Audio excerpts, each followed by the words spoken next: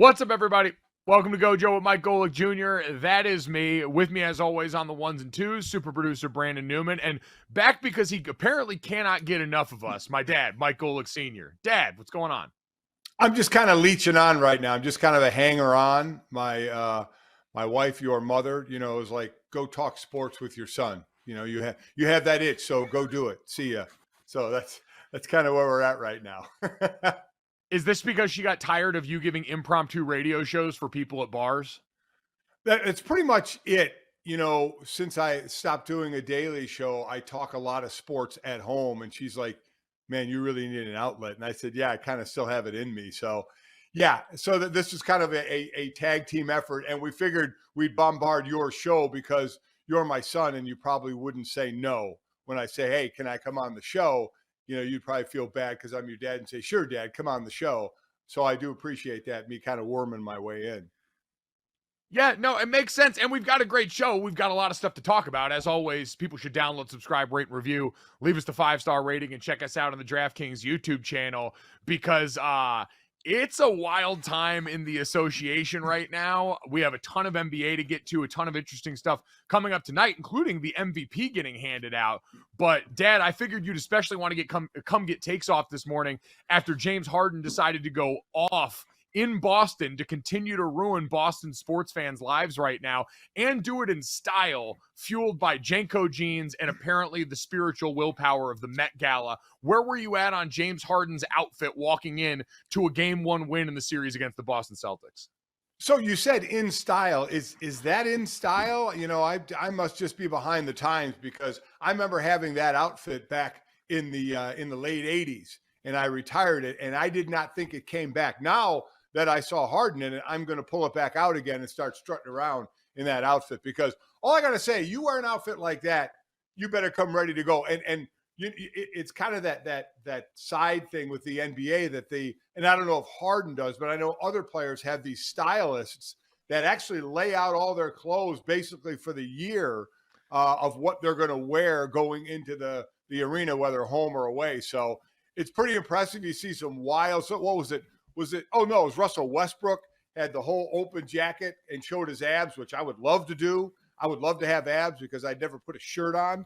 But, man, these guys are either very stylish or think they're very stylish when, in essence, people are chuckling at him. But there's no sense in chuckling at him because he's got more money than we'll ever have and can go do what he wants to do. And he decided to slap 45 on the Celtics last night. Yeah, slapped 45 on the Celtics in a game where there was no Joel Embid, still dealing with right knee soreness, coming off their last series, the opening series, Brooklyn Nets. And in a game that really, I think, rattled everyone to the core, should have been Boston, where you're on your home court, you're the deeper team, and certainly right now the team going into the game, where tonight we're going to hand out the MVP, and the guy that's up for it in Philadelphia's locker room wasn't on the court. To do that in that moment, coming off of not only wearing that outfit into the arena, but also apparently making a between playoff rounds trip out to Las Vegas that got captured by TMZ. James Harden had a throwback game, and for a guy known for his presence in many different kind of clubs over the years, it seemed like all this just fed him because it was a vintage Harden performance. We got some help from the likes of Tyrese Maxey and the rest of that Philadelphia 76ers roster. But, Dad, this was really James Harden very sure of himself going into this performance. And on the other side, it seemed like down the stretch for the Boston Celtics, a team that despite all of this talent and all of this depth seems to kind of be unsure of itself in critical moments. Jaylen Brown, I don't think, took more than 3 shots in the last 3 quarters of this game. The final possession for the Boston Celtics with a chance to tie or win the game was drawn up for Marcus Smart to get the ball in the post. These were head-scratching moves from Joe Mazzulla and from the rest of this team that were surprising given the amount of playoff experience the core of this roster has. Yeah, this was a little surprising 16 turnovers by the Celtics. Bench only putting up, 6 points in this game. And then all that being said, you look at the one side, they're doing it without Joel Embid, and Philly was in it the entire game, but you still thought Boston was going to kind of start to take control of this one. But you're right, they didn't. And the wild play of that last turnover, the 16th turnover, I believe it was, for the Celtics, as you mentioned, the play for Marcus Smart, or when they were up one and Philadelphia was trying to get that stop. What great defense they played! They stopped the road to the lane to the basket for Boston, so they had to kick the ball around until you had an errant pass that went whizzing by Tatum's head and right into Maxi's hands.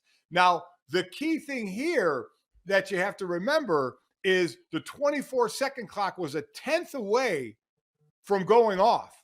If that had gone off before Maxey got the ball, they're blowing the whistle dead. They're blowing the play dead and changing possession. This is when Philly was down one, but the ball got in Maxey's hands. As a matter of fact, all other 9 players stopped on the court thinking that it was going to be a shot clock violation. Maxey, as he was driving down with nobody trailing him because everybody stopped, almost stopped dribbling at the free throw line because he thought he heard a whistle that they blew it dead because of change of possession because the ball never hit the rim.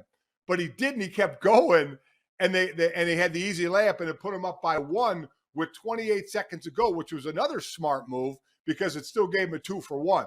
Boston got the ball back, but they messed that one up, and they got the ball back.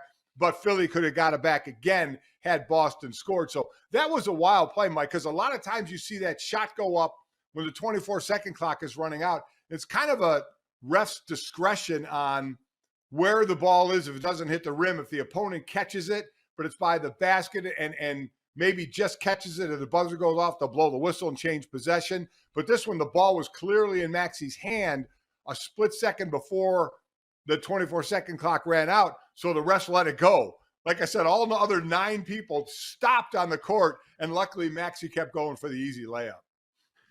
Yeah, Ernie Johnson on Inside the NBA after the game actually did a really good job. Said he spoke with NBA officials, and they said when it happens simultaneously like that, the rule is a play on. So they got it right by the letter of the law in that moment, and it led to a big swing at the end of that game, one that caused a lot of confusion for some people, and ultimately helped lead to that 76ers victory.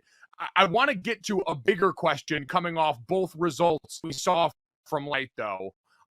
Involving the late game that we got here with the Denver Nuggets and a now 2-0 series lead against the Phoenix Suns, putting both these series up next to each other and figuring out who we believe more. So coming off last night, in addition to James Harden's incredible genes and incredible performance, this ends up being a 2-horse race because in the other corner opposite those 45 points was the late game where now the Denver Nuggets go up 2-0. Nikola Jokić has another impressive game, and we're looking at a banged up Phoenix Suns team that lost Chris Paul to a groin injury late in that game. Dad, who should be more concerned at this point? A Phoenix Suns team that's going back home down 0-2 or a Boston Celtics team that just got rocked on their home court in game 1? Well, I mean, I think Boston is talented enough to make this a series, even though Joel Embiid was out this game, and you wonder if you even play him in game 2 since you already at least got the split in Boston, so you got home court, kind of like the Miami situation with Jimmy Butler, or do you just skip game 2 with Embiid, even though he's getting closer to coming back, and then there's that long break between games 2 and 3 where you can continue the rest.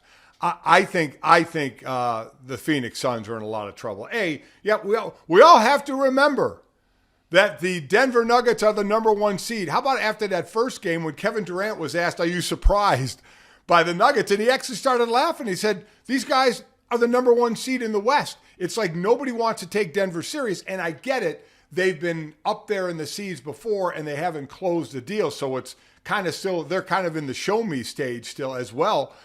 But I think they're rolling like now. Jamal Murray has a big-time game 1. He shoots horrible in game 2, but it's Jokic who steps up with 39 and 16. Neither team shot too well from three-point land in this one.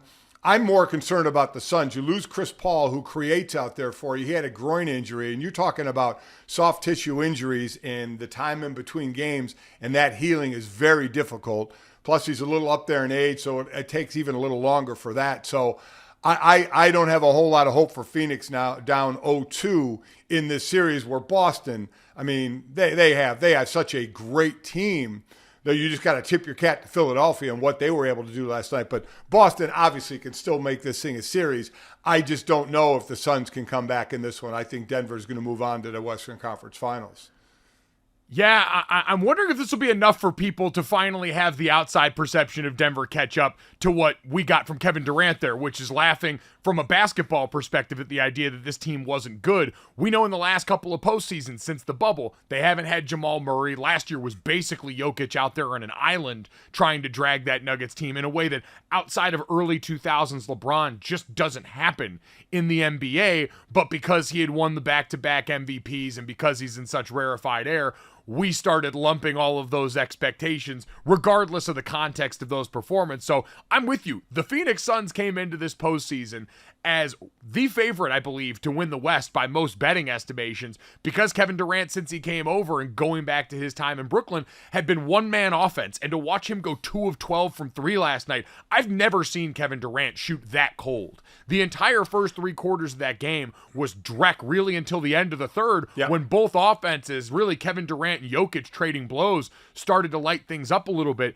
It was the one thing that gave me a little bit of pause, Dad, is all right, the Suns were in it and damn near leading most of this game, despite the fact that Kevin Durant was playing as poorly as he did. But this team's hallmark was, we're going to beat you with basically our starting 5. They got exactly 4 bench points last night. Yeah. Bismack Biyombo gave you 2, Cam Payne gave you 2, and that was it. And that was the sell on this team. And the fact that now Chris Paul, even late stage Chris Paul, who is more of just an adult out there, the scoring output's not going to be there, losing that presence, there was a clear shift in this game. And I think based on yet another soft tissue injury undermining him, Phoenix looks pretty cooked at this point. I know they're going to go back home right now and get the boost there. Usually we get the role players playing better at home, but the depth of this Denver team is real. And right now they're the healthiest team left in this postseason, maybe with Boston. Yeah, they are. Listen, for Phoenix, like you said, it was a game. Then you got to the fourth quarter. They missed, their first 9 shots in the fourth quarter, got outscored 27-14 in the fourth quarter. And this is the lowest amount of points they've scored with Kevin Durant on the floor. And that's been, I think, 15 games. So the sample size isn't monstrous, but still, it's more than a handful of games when they scored just 87 points. So, yeah, I worry about them not being able, but they were in it. I get it.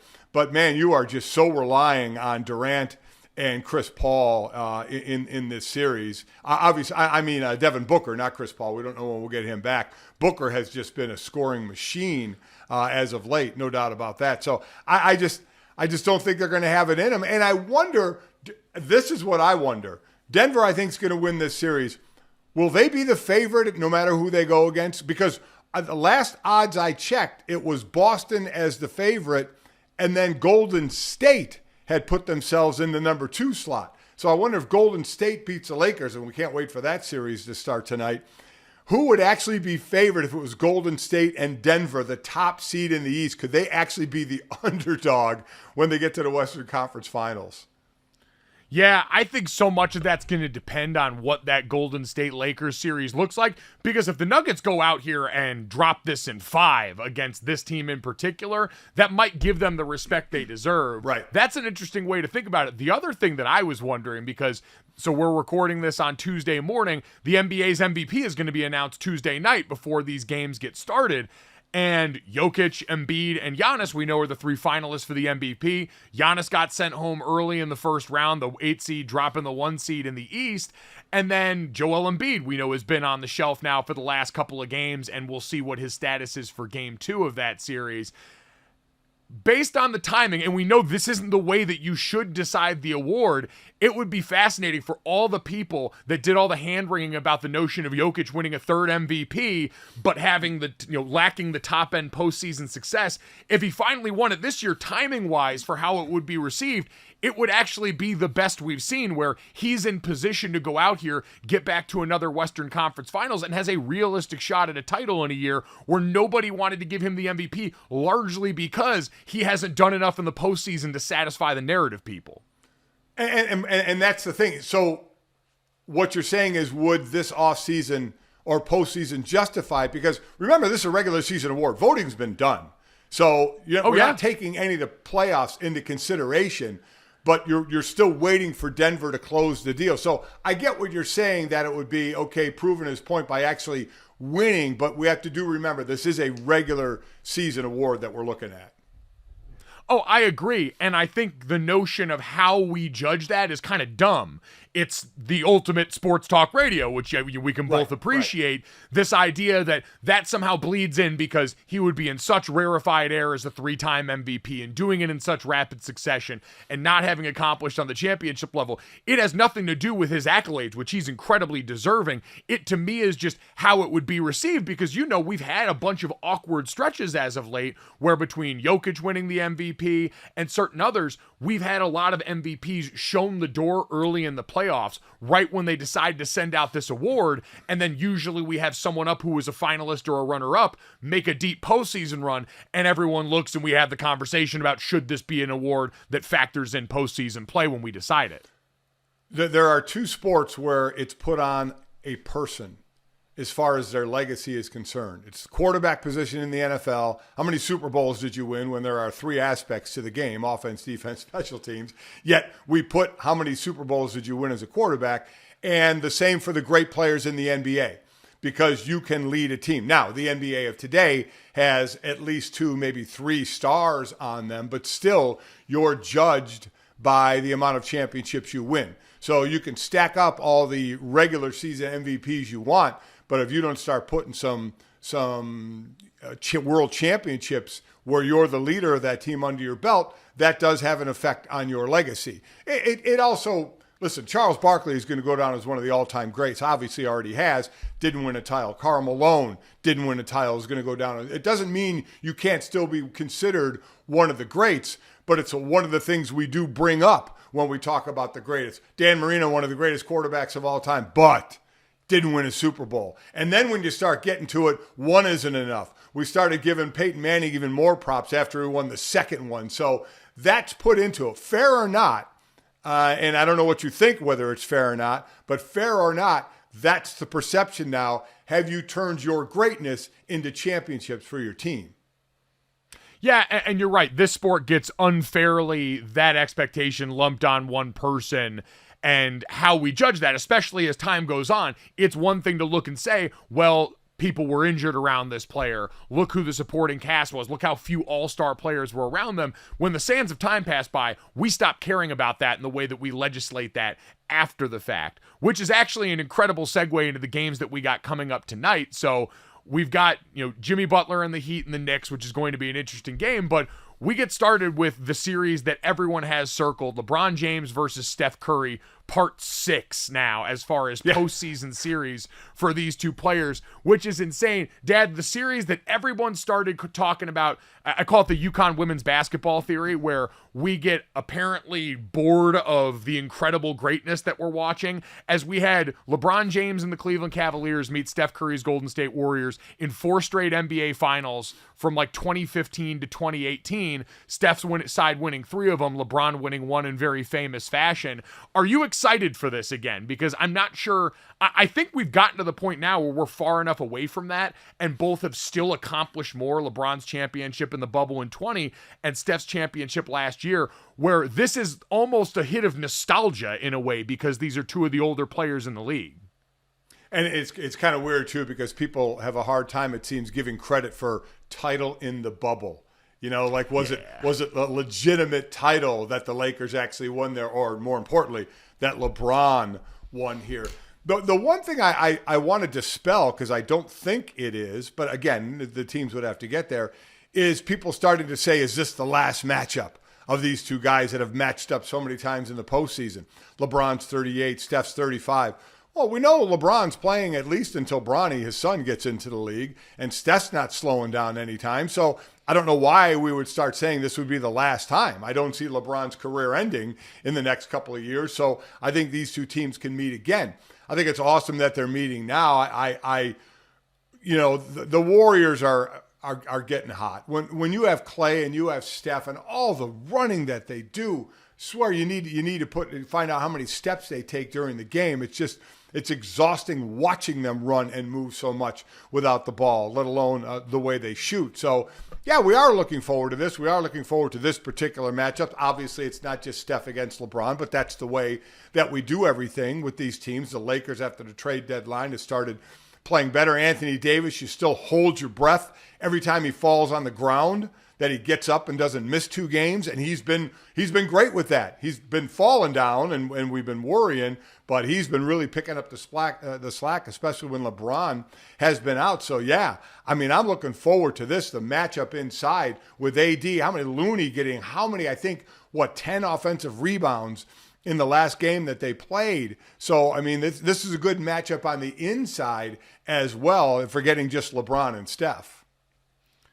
It is. There are a ton of other interesting matchups, and I think you're right. Anthony Davis is ultimately going to decide this series for the Lakers, especially with that matchup, because he should be winning in there. He's coming off a series going against Jaren Jackson Jr., the Defensive Player of the Year. That should be a more direct challenge for him. But all the talk seems to have been around Steph Curry. Like, people want to do this as the legacy thing, because to your point about how we measure the meetings, right? These guys are now up there with, like, Bird and Magic, who had 3 NBA Finals meetings, 19 postseason meetings overall. Brady and Manning had 5 playoff meetings, 4 in the AFC Championship game. You had like Ronaldo and Messi in the world of soccer. And then now it's these 2 guys as far as the back and forth in this. And LeBron seems like he's sort of set. Like, we decided a while ago he was going to be in that Jordan conversation, and we just put him there.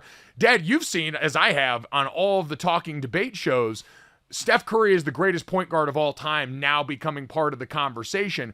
And I go back to something that Robin Lundberg, who I did first and last with from 4 to 6 on ESPN radio way back in the day, who's at SI, he always said this about Tim Duncan, where we shortchanged Tim Duncan's place in these all-time conversations when it comes to big men by just saying, well, he's the best power forward of all time, and putting him over there. With Steph, we've done greatest shooter of all time. Do you think we're shortchanging him? Should he be involved in the best point guard conversation, especially if they go on and make it to another Western Conference final? This is a tough one, Mike. I mean, because we call him a point guard, but like I said, what a shooter he is, and the movement he does without the ball to get to a spot where he's going to take the shot, normally a 3, but he also drives the lane and dishes because everybody collapses on him as well. I don't know. I sit there. I mean, when you start talking about greatest point guards, obviously you're bringing up Magic Johnson. You're bringing up Isaiah Thomas. Hell, is Allen Iverson. Where is he in that conversation? You go all the way back to Oscar Robertson, where I know your era doesn't really know a lot about that guy. Not like I saw him play a lot, but at least I know a little more about him than that. So when you start going there, I still say Magic Johnson was the greatest point guard of all time. Steph's the greatest shooter of all time. I guess it's how you want to break down the position, because in the NBA, it's almost like a positionless, sport anymore. So I guess it's how, and this is like it is with most lists, and we love lists, doing sports shows, because it lets other people do the work of how they want to break it down, right? So how do you want to break it down? Is he the best shooting point guard of all time? Yes, the best shooter of all time, forgetting point guard. But as far as the point guard position and what people have a definition of, it's kind of like MVP. Do you take him off the team and how good you are? Is it best stats for the year? What's your criteria for best point guard? Is it really field general, dishing the ball out where it needs to go and scoring when you need to score? Or is it what Steph is doing now? I still lean toward the Magic Johnson of Magic Johnson as the greatest point guard of all time. I think Steph, if he gets another deep postseason run, even gets to another finals, we're talking about a guy who firmly cements himself as a top 10 player.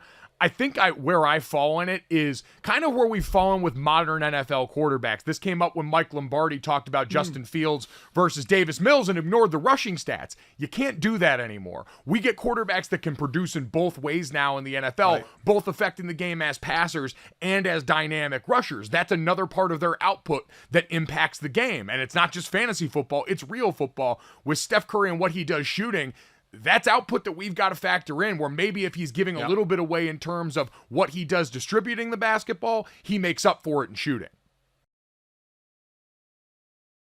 All right, we got plenty more time to get to hoops talk, but while we were focusing on Boston Pain in the basketball court, we need to go back and revisit a little Boston Pain in the ice hockey rink. So to do that, let's enlist some help from a friend to try and break that down and figure out just where this collapse fits historically in the NHL's history. All right, so when we recorded yesterday's podcast, it was as the Bruins were finishing up one of the more epic collapses in sports history. our brains were breaking in real time. And to help us digest this, we had to call in the reinforcements here. You guys can read her at Bleacher Report and listen to her as a part of the Too Many Men podcast. Sara Civian joining us now. And Sara, where were you when it all went finally fully sideways in Game 7 for the Boston Bruins? I was about to walk out of the press box. I thought it was the end of the third period. I wanted to get down to the interview locker room area as soon as I could. And then Brandon Montour ties it up. Or Carter Verhaeghe it was. It was Montour. He was a beast the entire game. But I just had my jacket in my hand, and then I ran back up into my little press box, and then the thing happened, and I'm still trying to figure it out in my brain. I'm just like, the fact that it even went to a Game 7 was bad, and then they lost. But you have to give credit to the Panthers. I mean, you definitely have to give credit to the Panthers, but Boston, you know, everybody knows the story, the record of the season and the record and the points, President's Trophy winner and all that. And they never lost 3 games in a row during the regular season. And here they are up 3-1 and end up losing this thing. So let's start there. How did they lose this? Really uncharacteristic turnovers and giveaways that I heard someone say the Bruins gave it away, but the Panthers took it, right? So I do want to give the Panthers credit, and we'll get into that. But just the turnovers were egregious. Now Kevin Weeks is reporting that Linus Ullmark had a pretty severe injury that I don't know why they kept him in net, but we're talking to Montgomery tomorrow, so I'm sure we'll ask him. But they kept him in net until Game 7 when they had Jeremy Swayman all along, who had a .930 save percentage and was still one of the best goalies in the league. So it's kind of peculiar that they went with the reportedly injured Linus Ullmark, but he will probably win the Vezina, so I understand it's a tough call. But he had it was like these momentous blunders, right, in Game 5 and just some giveaways behind the net where he would never do that in the regular season, so I definitely think he was injured. And then it was just kind of like the missed opportunities, like the Brad Marchand buzzer beater that wasn't, and a few other things they just refused to capitalize on for whatever reason. So with all that in mind, and what Dad mentioned as the background, this coming apart, was there any of this that we could have seen coming based on the Bruins regular season? Were there signs that we missed because the wins were just piling up that maybe we ignored all along? Or is it just the stuff that happened once we got to the postseason? The most shocking thing is no, but maybe it's just that old trope about the lack of adversity. And it's just funny also because the Panthers had gone through something similar. The Lightning have gone through something similar in the past. And maybe it is about the lack of adversity in the regular season, right? And then you come back after a hardship and go on a tear. I mean, I thought it was interesting the way the Panthers went on a tear at the end of the season. And now they were kind of just in that playoff mode where the Bruins had their foot off the gas. Does that qualify this as then, based on everything there, is this one of the worst upsets we've seen in NHL history? Is this the worst upset considering what the regular season was? How would you contextualize this? It had to be one of the worst, if not the worst. It's just interesting though, because at the beginning of the season, nobody thought the Bruins were supposed to win the cup. And now it's a disappointment that they made the playoffs and didn't win the cup. It's just funny how the narrative was at the beginning of the season, but they had just had this special thing come together, and they weren't just like one of the best teams of all time. They were the best regular season by points NHL team of all time. And that was so hard to do in this era. So it was shocking how good they were, but it also just shows how the parity in NHL playoffs and a few bad vibes apparently can go. I still am like, my brain is still boggled that I can't believe this happened. It's so shocking. So I'm going to go to the NBA where the 8th seeded Heat beat number 1 seed Milwaukee, and Giannis, when asked if the season was a failure, really kind of flipped it on the reporter and kind of lost his mind a little bit, to where I think their season was a failure for Milwaukee, losing to an 8th seed. So let's ask that about Boston. We all just said what their regular season was. Top seed, they lose to an 8th seed. Is the season a disappointment for them, a failure? I think disappointment is a good word. Failure isn't, because I think it's something they can build on, right? If Bergeron comes back and maybe Krejci comes back, I think he might be done though. And Ullmark just started to be like the goaltender that he is right now, and he was hurt. So I think if he comes back and is that centering force for the Bruins, they just signed David Pastrnak to the most expensive contract of Bruins history. I think they still have some of the pieces. Marchand is still cooking. I think they got this for a few more years, and it's just like the story isn't over yet, where you've seen this with the Panthers too. It might be a similar situation. Well, and the Panthers went through a host of changes and things that, certainly affected that team coming off of last year. I know Boston Sports Talk Radio has got to be losing their mind. I know Mike Ryan was an absolute sicko mainlining Boston Sports Talk Radio after this loss went down. But is there anything realistic that could or should change about this team this offseason? You mentioned some of the things hanging in the balance.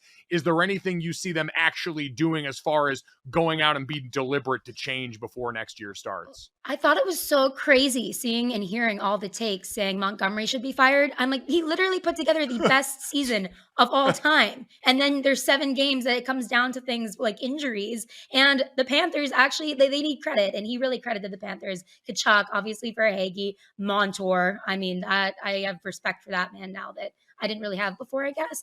But he said also that he was disappointed, but he was really proud of his regular season too, Montgomery. So I don't know. It was his first year as the Bruins head coach. Why would you fire him right now? I don't see that. But for other changes, you got to see if Bergeron and Krejci are going to come back and then go from there, I think.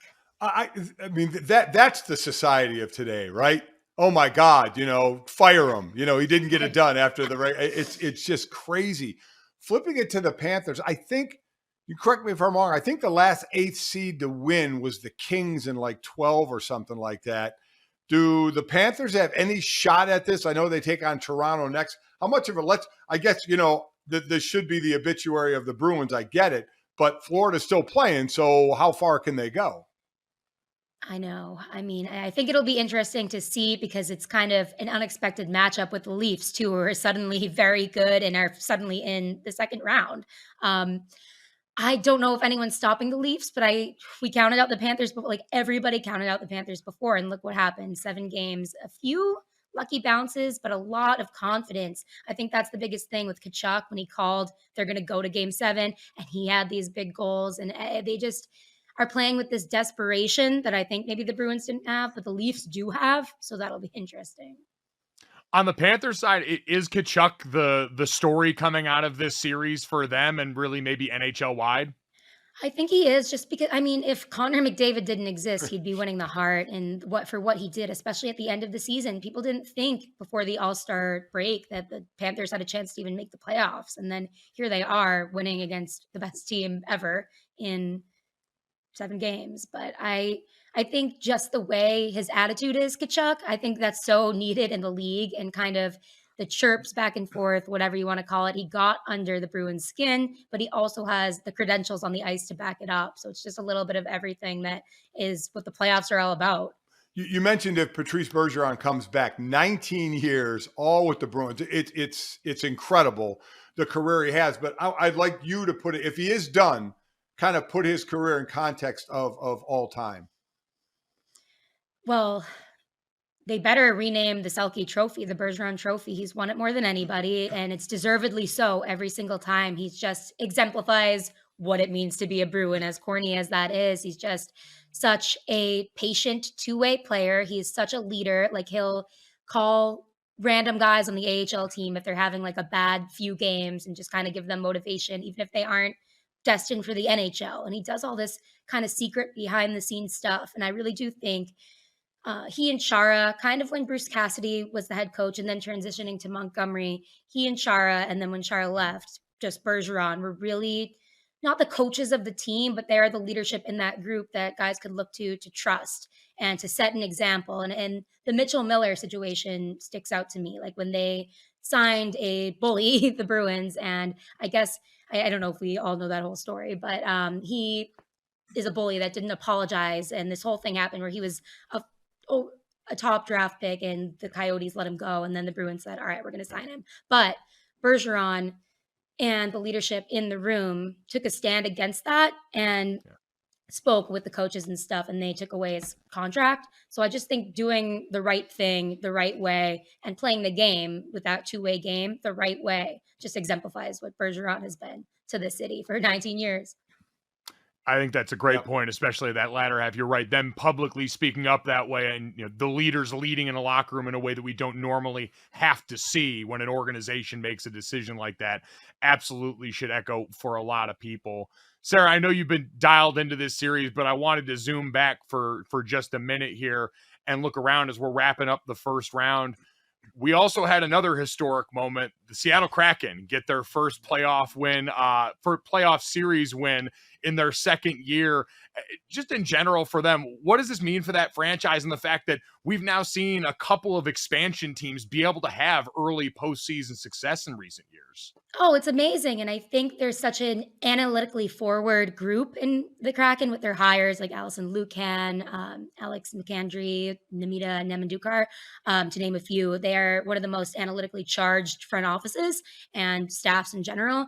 And I think people crapped on them for that at the beginning, and now they're kind of doing a little nerd victory lap, which I love to see. And it just shows where the league is headed, where this isn't the same NHL it was 20 years ago, right? Like, it's not really kind of about the grit and the toughness. I mean, it always will be a little bit, but now there's speed and skill and the youth on this Kraken team and the young stars that are appearing right now. It was too much for the Avalanche and all their injuries. I love the nerd victory lap. That is awesome. So how about Colorado? They beat Colorado, who won the cup last year.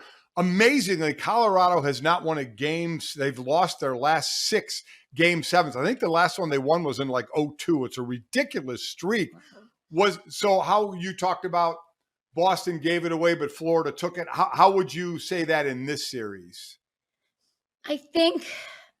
I mean, the Avalanche showed up despite it all. Devon Taves had that amazing play to steal the lead in the third in that one game.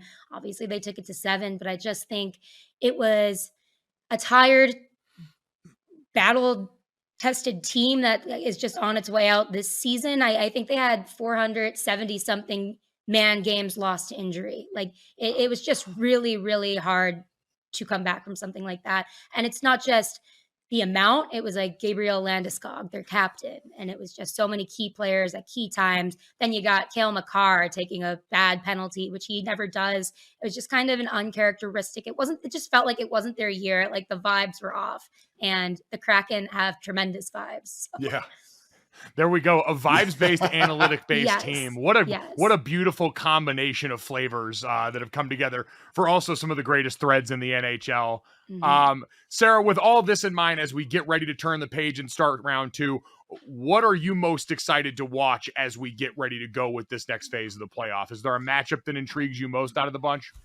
Ooh, I have to say Leafs Panthers, just because I really want to see if it is the Leafs year or maybe if the Panthers stun everybody. I think it's an interesting matchup that nobody really saw coming. I don't really know. I guess we'll see who wins Devils Rangers tonight, but that could be interesting. Rangers Hurricanes matchup. Yeah, I think as someone who used to work with a diehard Leafs fan, I part of me secretly prays that it's finally their year, considering the way that it's constantly gone for that franchise. So we'll cross our fingers and hope for some good vibes coming their way. Again, for illustrious vibes, great analytical breakdowns, check out Too Many Men. Awesome podcast. Make sure you're reading Sara as well. Sara, we appreciate it. Enjoy the rest of the playoffs, and hopefully we'll talk to you again soon, maybe without an epic collapse prompting it. Hopefully not, but yes, I'll talk to you guys whenever. Thank you so much. All that being said, I don't think anybody anywhere outside of the state of Massachusetts is going to cry tears for that fan base. No. What a tough time in that arena the last couple of nights, that's for sure. And she mentioned there the outcome of because we taped it yesterday, the outcome of the Rangers and the Devils. The Devils smoked the Rangers 4-0, so they move on. Games tonight are the Panthers and Maple Leafs and the Kraken against the Stars. But that again, we get to the disappointment part, as I mentioned, or the failure part. Is this the biggest victory for an 8th seed over a 1 seed, or do you still have to give it to the Kings? I think back in 2012, they were an 8th seed that actually won the whole thing. They won the Stanley Cup. But as far as one round one-round upsets. This is going to go down as one of the greatest, given what Boston did in the regular season, which obviously meant nothing. Yeah, no, truly hellish. I've watched so many people doing the math. I think Feidelberg over at Barstool did the math on how many hours he had given to watching the Bruins this year that all got flushed down the toilet. Dad, off the current playoff situation, we do have some other big news around the NHL that you had surrounding the Ottawa Senators and their bids. What do we got here? Didn't see that coming. The Ottawa Senators, Nico Sparks is the main guy in talks with buying that team. He would be the first African-American owner of an NHL team should that go through. His partner in this, Snoop. Snoop is looking to get in on the buying of the Ottawa Senators, which is amazing. And the other side of it is Ryan Reynolds paired with the Remington Group are also going to be in the bidding to buy the Ottawa Senators. Why I give the edge to Snoop? Weed is legal in Ottawa. Enough said. There we go. The incentives are all there. Celebrity bidding, very hot in the streets right now for these different franchises. Ryan Reynolds, the gift that keeps on giving. And the Ottawa Senators, a pretty good buy right now. I think 24th out of 30 NHL teams in terms of their valuation at just $800 million. All right, time to send this thing home and finish it off the way we always do. This, that, and the third, 3 quick stories to end everybody's day. As always, make sure you download, subscribe, rate, and review, and petition for Brandon to start singing again for this, that, and the third. But, Dad, it is, as of Tuesday right now when we're recording, the final day for fifth-year option decisions for NFL players heading in to the second to last year of their rookie deals. So going into year 4, teams have to decide what they're going to do for year 5 of these deals. And Jordan Love with the Packers was one of the interesting cases maybe that we've seen in a while. A quarterback who has not been on the field consistently so far, was such a big part of the song and dance with Aaron Rodgers in this organization, now has one of the more interesting results that we've seen. Instead of picking up his fifth-year option, according to ESPN NFL insider Adam Schefter, the Packers and Jordan Love agreed on a 1-year contract extension that's worth up to $22.5 million, but only includes $13.5 million guaranteed. Now, for context, that fifth-year option would have been $20.272 million fully guaranteed based on the way that the rookie contract structures were. Dad, how surprised are you that Jordan Love took a deal that basically, from the Packers standpoint, says we only believe in you so much right now? Well, yeah, because, as you were telling me off air, and it's correct, it would seem he had a little bit of leverage since Green Bay dumped Aaron Rodgers, traded him away. Jordan Love is the guy. So what were they going to do if they didn't work out a deal? Now, again, Jordan Love is under contract. It's not like he wasn't going to show up, and I'm sure there's part of the Jordan Love that realizes he had 10 game appearances, and he still is in the proving part of his contract. So he may have thought, I'm going to take this money right now, and really betting on himself because he can make more than what the option was. So if he were to just get the option, he can actually make a few $1 million more by playing the season and playing relatively well. So he can get over that. He gets $13.5 million by signing his name on a piece of paper, which doesn't stink either. The Green Bay also gets to prorate that signing bonus over a couple of years to keep the cap number down low. With this year and next year, they can split that up or go further if they need to, when they do an extension. So we'll see about that. I guess I'm not really surprised, Mike. This was a guy who basically looked at it, and in an era of, are we being disrespectful of what I can do to the team, maybe realizes I've only played 10 games.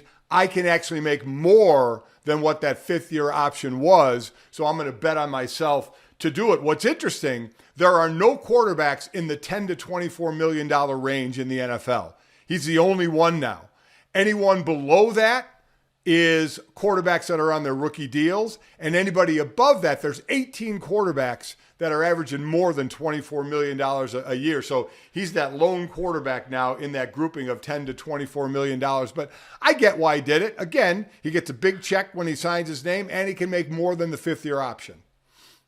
I guess that's why I'm surprised he didn't go after it, and why the Packers didn't just do the fifth-year option on this Fifth-year one, option, because right? it is pennies on the dollar for most of these. This leaks confidence on both sides to me. The Packers clearly, despite moving on from Aaron Rodgers, are only so bought into Jordan Love based on what you said. But for Jordan Love, the bet on me move would have said, no, bleep you. Either guarantee the fifth-year option for me, or I'll play it out on this year, and if I hit, now you're really going to have to go in maybe the Daniel Jones contract range that we saw this year if I get it. So lots more to see on that, but a surprising and very strange outcome for one of the more bizarre quarterback situations we've seen. Let's get to that. We mentioned Ryan Reynolds before, a potential bidder for the Ottawa Senators. We know he very famously bought into Wrexham FC, a team that played in the fifth tier of European soccer, recently got themselves promoted up to the fourth tier after a real fairy tale season, and now is taking their show on the road. They're going to head to twice this summer, the United States. They're going to play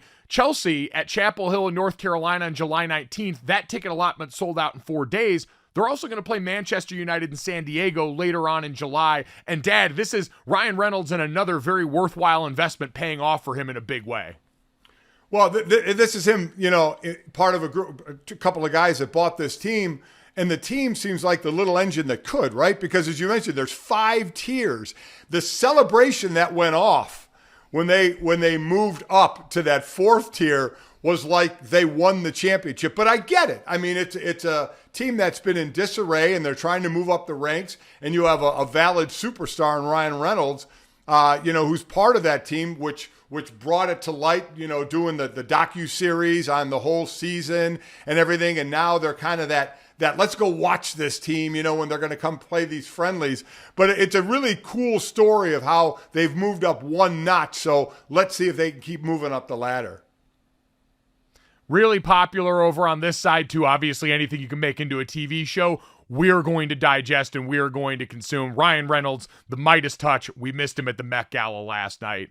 But, Dad, let's get to the third. I know this was the most important thing we'll talk about for you today, as we got the very sad news last night that a lot of people had wondered if this might be coming based on some of the recent moves made around his touring. Gordon Lightfoot, legendary singer-songwriter, passes away at the age of 84. Dad, I know you got to meet Gordon and obviously have been a big fan of his for a number of years. So for the portion of our audience that may not have any idea who this legend is, how impactful was this for you? Oh, this was a tough one. I mean, I have grown up loving this man's music. One of the great singer-songwriters of my time, certainly. His storytelling in songs, he's a Canadian. For those that don't know him, I would say Google him and listen to some of the songs. Wreck of the Edmund Fitzgerald, If You Could Read My Mind, Sundown, Carefree Highway. He's got a ton of hits. Me and your mother were able to see him a couple of times. Jake was with us one time back in 2011, then I think again in 2013. He was 84 years old, and the dude was still touring. We were supposed to see him out here in Arizona in the middle of April. I know somebody in the band, and I was emailing back and forth with him saying, it's kind of on hold right now. And as soon as we heard that, we were like, uh-oh, this may not be good. And unfortunately, he passed away at the age of 84. But I mean, up to the end, this guy was touring as much as he probably could. I mean, just a phenomenal singer, a smooth voice. I would encourage anybody who's saying, who is Gordon Lightfoot, to Google it, to play some of those hit songs. Just sit back and listen to the incredible storytelling of one Gordon Lightfoot, one of the last great Canadian troubadours out there. It was just fantastic. An incredible life out of him, and he went the way he wanted to go. Absolutely. Rest in peace to Gordon Lightfoot. The Wreck of the Edmund Fitzgerald is a certified banger. You've heard Carefree Highway if you're my age on Now That's What I Call Music. If you enjoyed the sound of this podcast, make sure you download, subscribe, rate, and review. Leave us a 5-star rating. Check us out on YouTube. We'll see you tomorrow. Go. Boom. Money in the bank.